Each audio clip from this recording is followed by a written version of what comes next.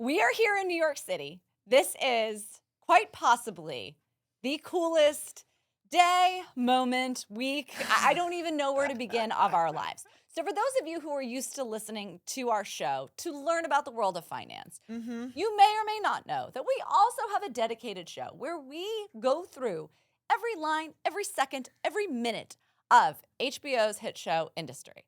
And it has been our passion project for not only going through each trade, deal, moment of dialogue in those episodes from the world of finance standpoint, but also examining it for the rich text that it is to teach us about people and life. And last night, we had the unbelievable opportunity to do the red carpet at the season 4 premiere with the cast, creators, stars, Anthony Scaramucci. Oh my God, this is amazing. No, I don't think that people understand like how exciting this was for us. Jen's like, we could have literally been talking to Brad Pitt and I wouldn't have cared. Like it's like talking to the writers, talking to the actors who are playing these characters who, I mean, we have analyzed. Like, I was literally like, we are kind of crazy. Like, we go through every effing thing. We watch each episode, I mean, like 3 times because it is, to your point, it is not just such a great way to learn about finance. And I was saying that going through this exercise with you has literally turned me into someone who I'm like, I need to be analyzing English literature. I mean, it is a puzzle. It is so amazing. Friends, did you not hear that? We were at dinner the night before the premiere, and Kristen was like, I finally understand why you liked reading books and writing about them from the exercise of going through interpreting and analyzing a show about finance. But in fairness, I feel like it is about so much more than finance, and that is why this has been so fun, is that I mean, these writers, yes, they worked at Morgan Stanley. And by the way, the writers, they went to Oxford. They are incredibly bright and talented. But they put together a show that is not just the finance. It is so much richer. Yes. And it's funny, we did an Instagram live yesterday with Sagar, who plays the character Rishi, and one of the best episodes of season 3.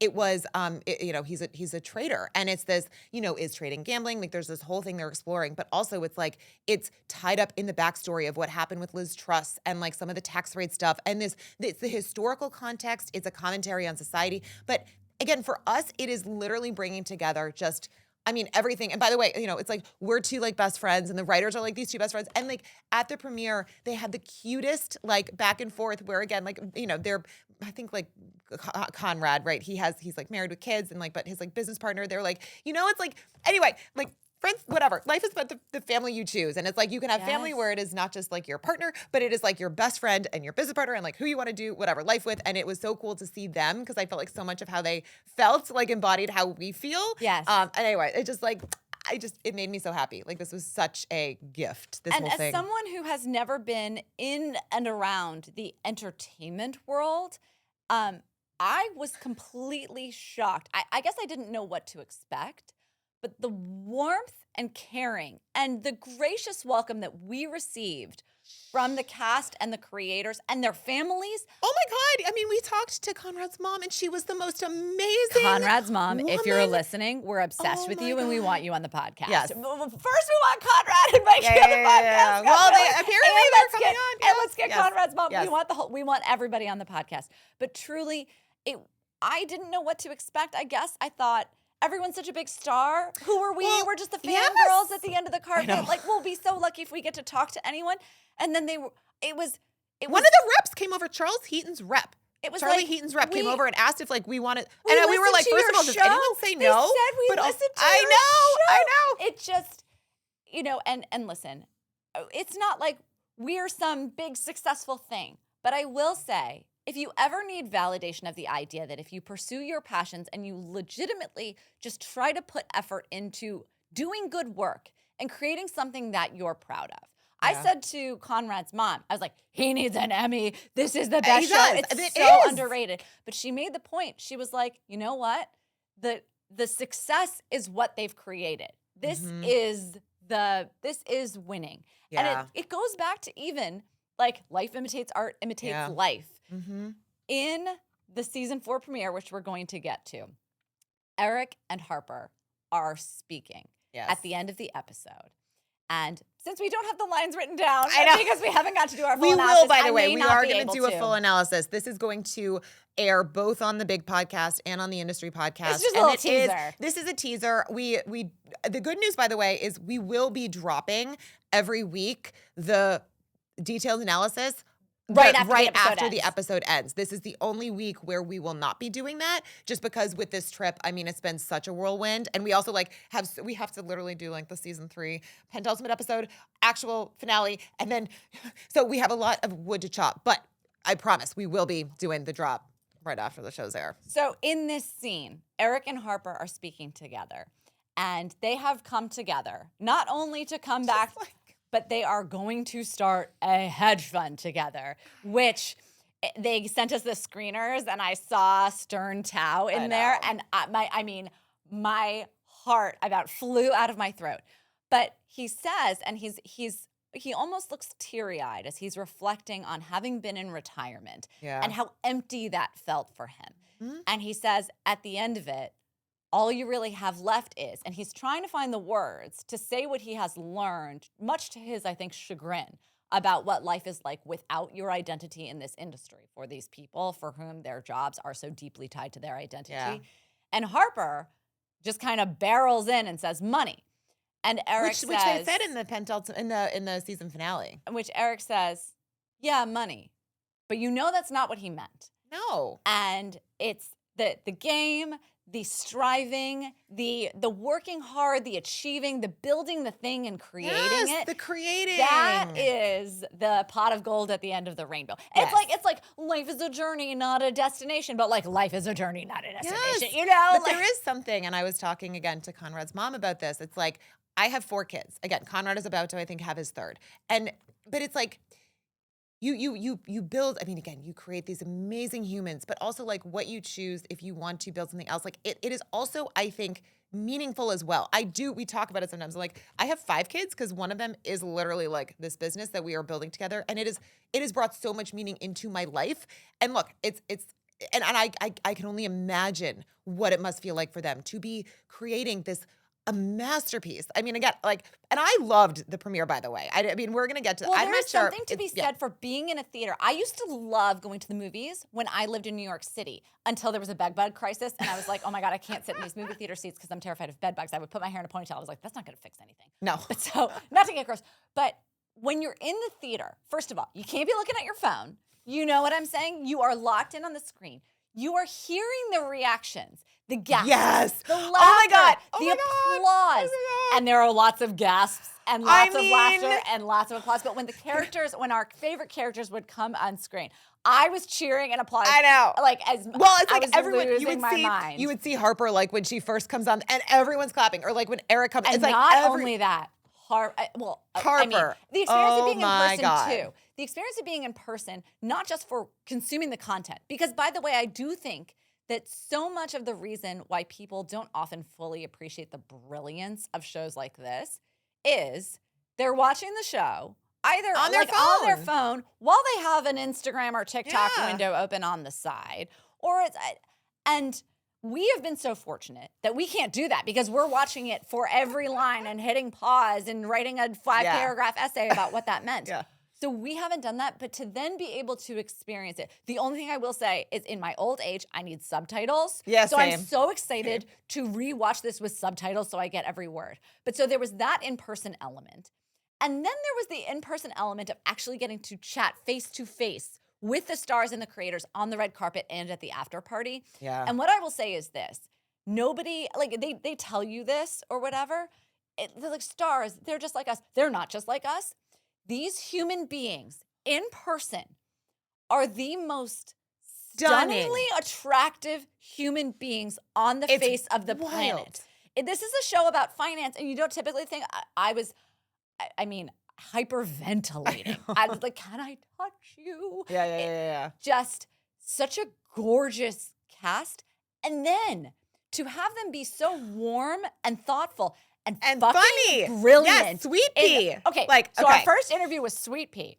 And you know how we do Bullish and Bearish Miriam, on the show. by the way, yes, her Miriam actual name. So, and it's funny because we started following the cast because we were like, maybe they'll whatever. And I sent her a DM because I saw a photo she posted ahead of the premiere, and I was just like, dude, we're so happy. And like, congrats. You guys are awesome. And so then when we saw her, she was like, we just spoke. I was like, oh my God, she knows who we are. So that was pretty much my entire reaction. I probably looked like a bumbling idiot the entire time. But we ask, bullish or bearish all the time on our characters to each other. And those are financy terms. And all of the actors were very much like, we didn't know a thing about finance. We learned it immediately, and then you lose it, right? You learn to speak Dothraki for Game of Thrones, and then you immediately forget what it said.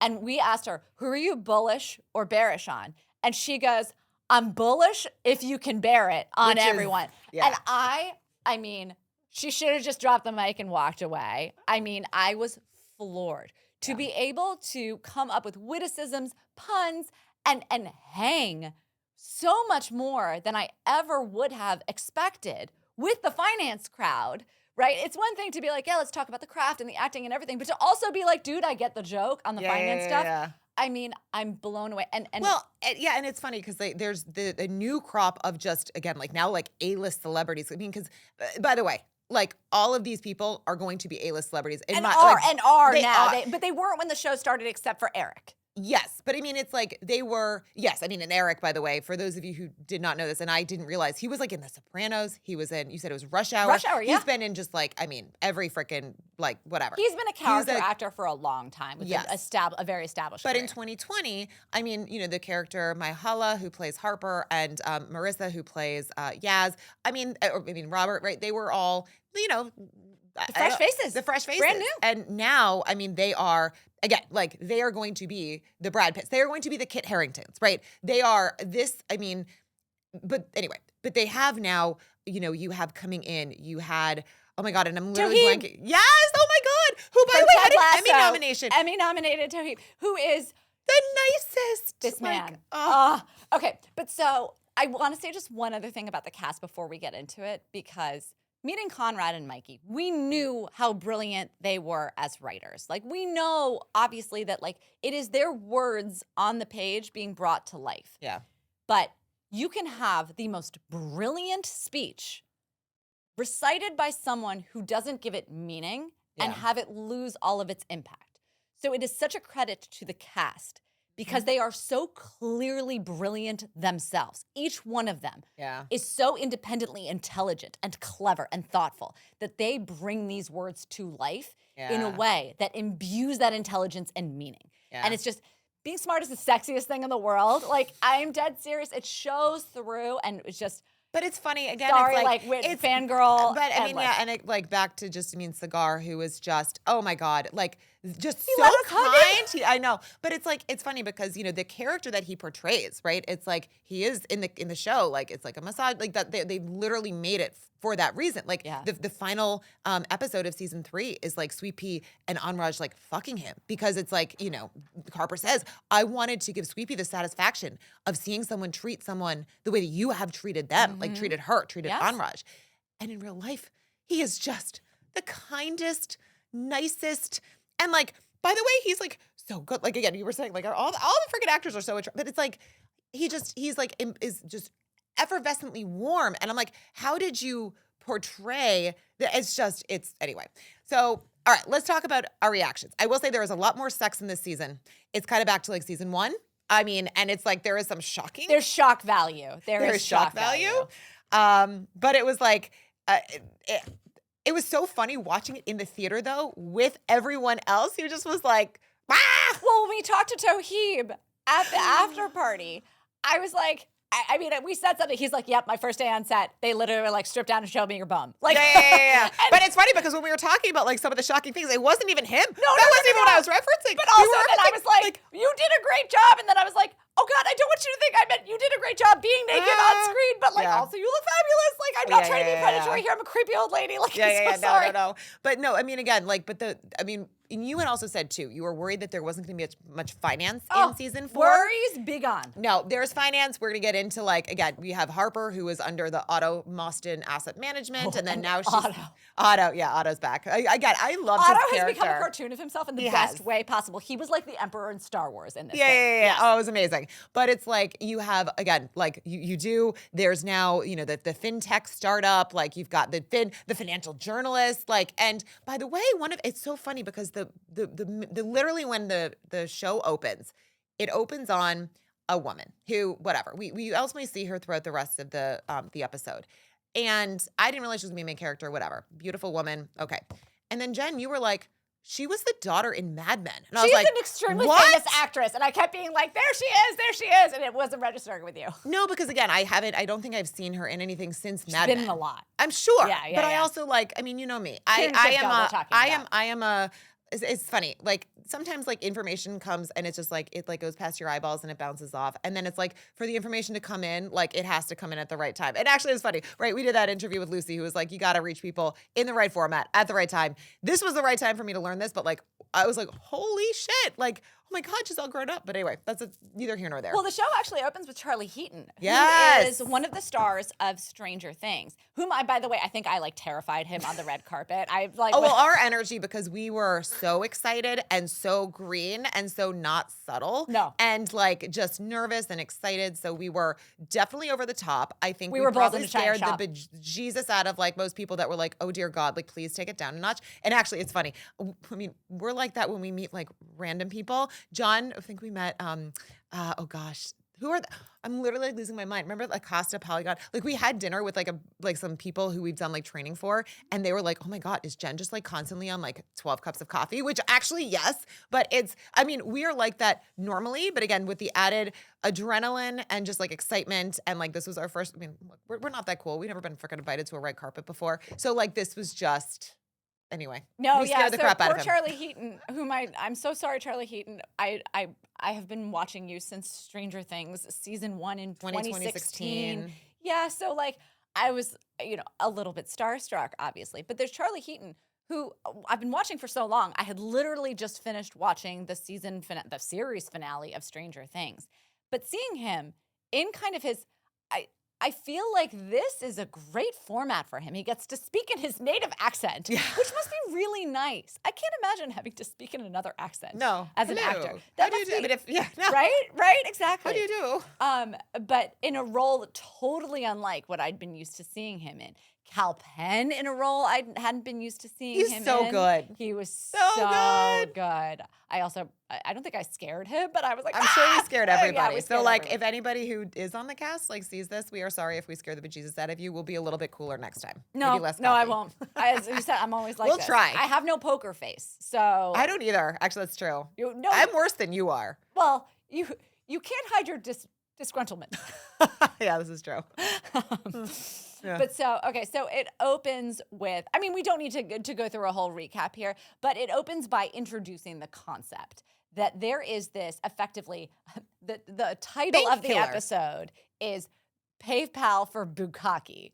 And there is a payment processing platform that has made a lot of its money by processing payments for effectively like an OnlyFans site. And there's now going to be government regulation that is going to be bad for the OnlyFans of the world. So the CFO of the company that is processing these payments Played by Max Minghella, who is amazing. Yeah. And the CEO is Cal Penn, if that's what you're looking for. Yeah. Okay, Yeah.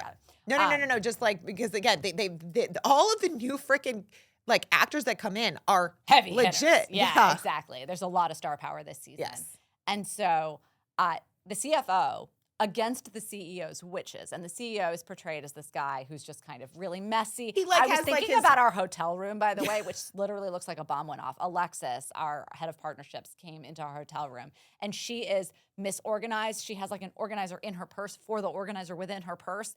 And she came into our hotel room and she was like, it is taking every fiber within my being not to try to tidy this place up. But by the way, and actually this is so funny. So like we had no idea what to expect either. She was like, media, because that's what we basically are. We are financial media. Media on the red carpet should be muted. So we brought our clothes, whatever. And I had this jumpsuit that I had bought, and it's like a pinstripe jumpsuit. It worked. It was amazing. But it had a hole in the butt because I had worn it so much. And it had like some holes in like the hem at the bottom. The hem was coming down. And I'm just like, what do I do? I'm going to like be on a red carpet. Not that anyone like wants to see me, but like with a freaking hole in my butt. And so we were like, Alexa seems like she just knows how to do everything. Like maybe she like has a needle and thread, like knows how to sew. I don't. And she was like, oh, yeah, the seamstress at the hotel. Like I'm sending her up. And I was like, Oh my God, it never dawned on me that we could same with hiring a podcast studio. We literally record Shout out to Theorist Studios, by the way. We are recording right here. And apparently, unbeknownst to us, when we were recording in this studio yesterday, the Wall Street Journal was next door recording with Mickey and Conrad. I mean, yeah, which is so cool. So we're going through our deep dive of, again, the finale of season 3, and literally right next door, the Wall Street Journal is interviewing Mikey and Conrad.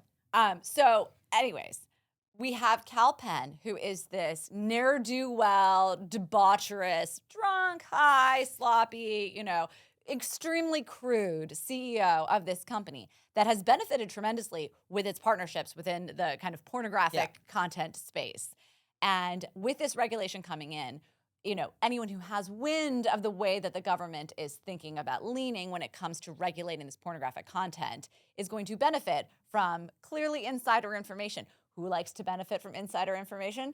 Our girl, Harper. Yes, and it's funny, by the way, it's interesting because we then do see Rishi, who is helping her get some of that inside information. And so he's, again, obviously down on his luck. He's at a bar. I don't think he's drinking, but he's he's breaking into people's cell phones. But he's breaking into people's cell phones and then selling the information to Harper. Now, why Harper at this point is not just hiring him, because he says, I can't get around any background checks. She doesn't care. So I don't understand why she couldn't hire him. Because she needs him to do her dirty work so that she can claim plausible deniability if he ever gets caught. So remember, he's going and breaking into people's phones. He is committing crimes. She is committing crimes. He is enabling it, right? And when we spoke to Cigar beforehand, and after we watched the end of season 3, I said very vocally, I don't know where they go with his character from here. They figured it out. I know. And I think that it's actually really interesting that they've got Rishi down on his luck, totally at Harper's mercy. And it seems like we had a lot of talk of suicidal ideation in previous episodes. It sounds like he had a brush with that and has recovered. Harper footed his hospital bills. Yeah. Shows me that she does feel some level of obligation to him for what she's done, but not enough to totally rehabilitate him. But it's funny, too, because I felt in this episode, Harper did not seem like Harper the sociopath. She just seemed I don't know, almost like season 1 Harper, who was but wasn't terrible. I don't know. She just seemed more human. My gripe with Harper, all of season 1, 2, and 3, is she kept coming so close to being the amazing character that I wanted her to be. And then it was my brother's an addict. And I'd be like, oh, I don't like this plot line. That wasn't the reason why I wanted, don't do the cold thing for not a good reason. Yeah. They have resolved all of those not fully formed ideas about what Harper's kind of kink is. The writers literally said that. In that, again, there's a New Yorker article that I read, and they literally said, we didn't know where we were going with that plot line. They were we tried it. It was obvious. We observed it. Yeah. And to their credit, they still made her an amazing character who was worth pursuing. Yeah. Who you don't give up on. So, I mean, listen, you can tell when things weren't quite fleshed out, and you can tell when they are. Harper has come into her own. And this woman is a tremendous actress. And that was always, we could see the greatness in her. We could see the greatness in Harper. And there was just some things that they hadn't fully resolved. Yeah. She has come into her own. When she shows up in this office, in this beautiful British institution. So by the way, though, it's interesting that she is back in the UK because she'd wanted to go to New York. So I'm curious, maybe she just never went. It was an interesting. Because in the category killer, bank killer, I assume they're also in the UK, but it was kind of ambiguous. Everybody's in the UK. Okay. Everybody's in the UK again. We don't have anything that's taking place in New York. Okay. To the best of my knowledge. Yes. Yeah. Although we do have, to your point, we do have American voices at That's Tender. why I thought that it might have been an American company. Their headquarters, you know what I'm saying? Their CEO and CFO are in London. Yep. So, and they are subject to the UK regulation. You know what I'm saying? It's the UK laws that are changing their biggest partnerships, and they have investors at German banks. So it's just interesting to see. They're very tied into Europe and UK. Yeah. But Harper, again, the institution doesn't suffer. Harper has completely infiltrated, co-opted, and colonized the institution and made it her own. Yeah, but it's interesting. So she's in the season premiere. She is operating under Otto Moston's asset management firm, but he is not letting her pursue the shorts that she wants and do what she wants to do because I feel like he's like trying to do something in the UK He's government. working on his political positioning Yes. and doesn't want, remember, he talked about the bad ethics PR of running shorts. which- and she was like, no, we're going to be a white knight short fund uncovering fraud.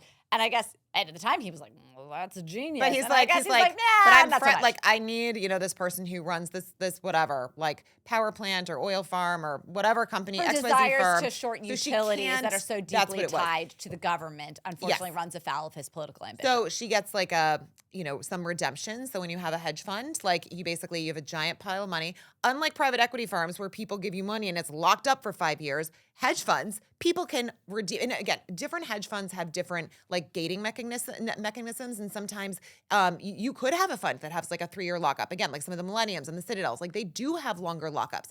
But if you're investing in a fund where you assume you can have, daily liquidity, monthly liquidity, quarterly liquidity, whatever it is, and then all of a sudden you gate and someone tries to redeem money and you say no, that is going to cause people to be very unhappy. Because if you want to pull your money out and you went in thinking you could and now you can't, that is a problem. But so she's like, when, she has this idea for a great short, Rishi has given her some information, she's executing on that, and now people want to pull her money out. When people start pulling your money out, again, that means you need to start selling and not timing your investments when you want. So she sends this firm-wide gating email and people freak out. And that's when we find out that Eric, his family office, was invested in Harper's asset management firm, whatever it is. That's when she first calls him and they connect.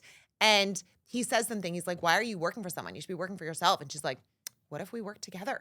And it's just like, wow. I mean, again, like we talked about this, right? I agree. I love the Yaz and Harper friendship, whatever.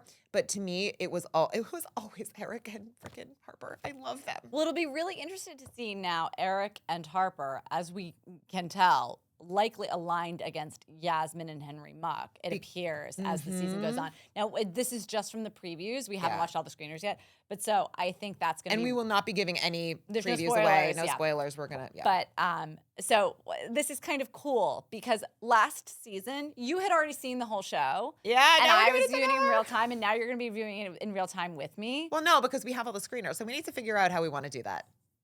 But yes. Okay. So I We're technically doing one could binge episode ahead. at a Okay. time. So No, we're I'm not gonna- going to okay. binge ahead. Yeah. Okay.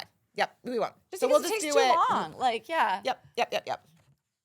So we're going to both be reviewing everything in real time this season. Yes. And so I think that's really going to change things because I'd be like, I think this. And you'd be like, okay, that's a cool theory. I wonder. Yeah. But and just to kind of like round it out where we're finding all these characters. So we have Yasmin, who is like doing Lady her Muck. Lady Muck. She's like organizing these like Dinner fancy parties. events, like doing what you would expect someone who is, fancy and Lady Muck and Sir Henry to do. Henry, we find is, he's basically, it's like, he feels like, manic depressive. He's sort of having a potentially depressive episode. Like, Yeah, we find out. he is our last scene of the entire Yes. thing. We do not even see hide nor hair. We hear that he's got the flu. Immediately, Yeah, red flags he's everywhere sick. when you don't see him. Yep. Um, And he's like playing the piano. But it's like you can tell something's off. And again, it's like well, he's on drugs. Like, he's, it's, yeah. And but back to the category, or not category killer, the bank killer. There's I feel like, not dichotomy. There's the tension between the CEO and the CFO because the who are CFO, also best friends. Who are also best friends. So the entire show is basically a Friends retelling. stabbing each other. It's in a the retelling back. of I think Mickey and Conrad's relationships through different lenses. They're always through this like toxic lens. I know. And it's funny because I asked them about their mentors and they were like, well, all the mentors in the show are toxic. And I was like, yes, but there's love between them too, Yeah. just because, and friendships go through these, they wax and wane, Yeah. right? And so I think that it's actually really interesting that all of these friendships it's always, we founded this together. We built this together. We met early on in our formative, point in our career. And how has that progression fared? Yeah. And it typically fares very poorly. I mean, But they feel like another similar relationship to all of the bestie relationships we've seen thus far. but basically the CFO stabs the CEO in the back and is, they go out to a dinner. They have this nice dinner. They like end saying like, I love you. And I was like, wait a second, are you guys together? But no, and like, No. they're definitely not. They're Not read definitely that at not. all.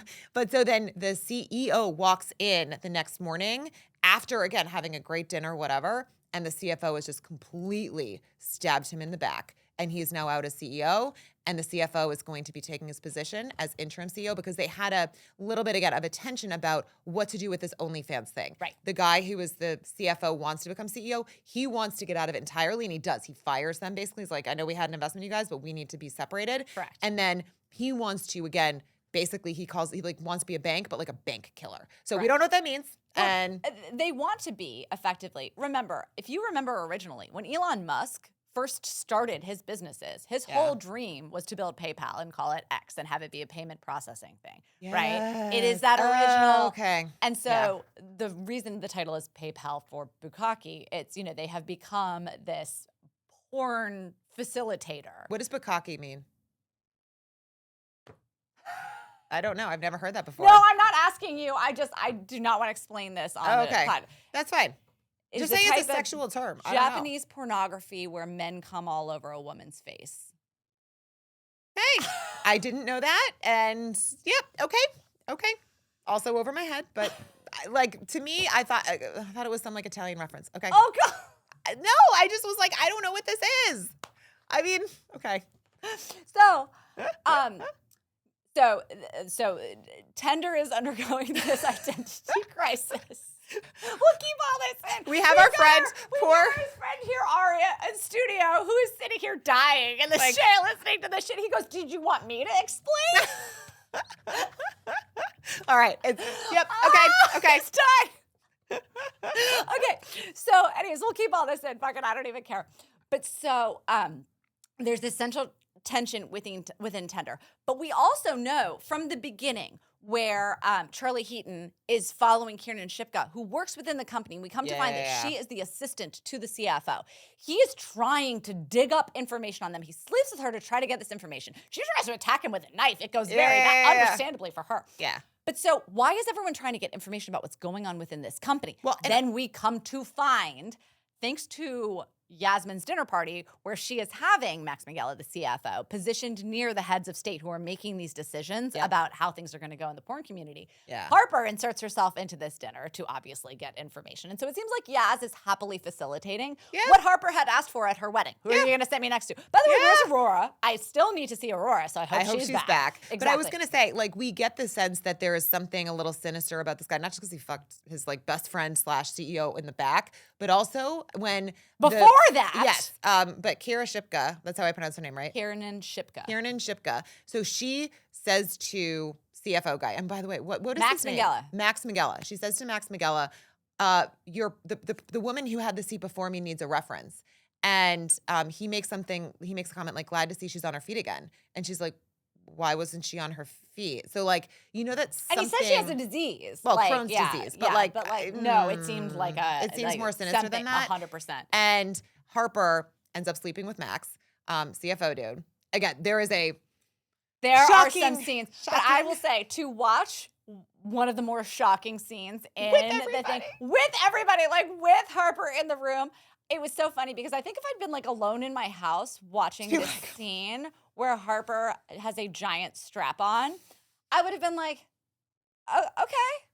But to watch it in the theater was fucking with amazing. everyone who's just Alexis is in front of me, going like this, and then because she has only seen ever. She had not seen. She had not. Yes, because she had not watched the show. Again, her husband works in finance, so loves it. But nuts. It was guys, you burn the house down. It was awesome. It was so it was such a cool moment. Yeah, you know what I'm even though saying, it was theater, because even though, maybe I was like, okay, all right, we're going there. All right, we're going there. Yep. But also, and then there's so many much deeper themes that we will talk about, with all of these scenes. But so we've got Harper sleeping with the CFO. She only ever has an agenda when she is romantically entangled with somebody. But we end up basically what had happened again, just to kind of tie the whole episode together. She starts off by shorting the the OnlyFans company. It's a small company, whatever. And this is the one that Tender is the name of the bank killer that the CFO wants to separate from. Anyway, she is literally in the apartment of Max, the CFO, and gets a call from Charlie, and I forget the name of his character. And he says, you're looking at the wrong company. It's not Siren. It's Tender. Tender. And that's where, again, I think I forget if that's exactly where the episode closes, but that's basically, I mean, again, this is the episode closes with Henry Muck smashing up his pills because we hadn't seen him the whole episode on this Yes, you're right. piano Yeah. that says do not play. So I think it's going to be, and then we got to, they do the trailer for like coming up this season on Industry. And it's funny, we always say that when the Industry thing comes on is important. And the feeling that you get when you see that come on screen in the theater with the cast, with the people who created it, I had tears in my eyes. I know, I saw that. Well, we were sitting there, we sat down, and like Jen was like crying again. And like, because it's funny, right? We have spent, the last year going through every single episode. This was a passion project. It was something that we started to do for fun because we were like, this is such a better way to teach finance to people who are curious because they do such a good job. And they can be like, company A by company A by company B. Or 50-50. Yeah. Or you can like literally watch the show, be like, okay, this is what's happening with this trade, this thing. Like, it's so cool. So we started it because of that. But again, like the text, it's funny. It got richer and richer as the seasons go on, the kind of commentary on just like society, all of that. And so because we have literally like dissected each episode, we never thought that this was going to this was like something that, again, was a fun passion project. And so for us to like literally Monday, now I guess it's probably 72 hours ago, but what day is it? I know, what year? but to like get the call that they were like, you guys are invited to the red carpet to interview the freaking cast members, to watch the premiere, to attend the after party.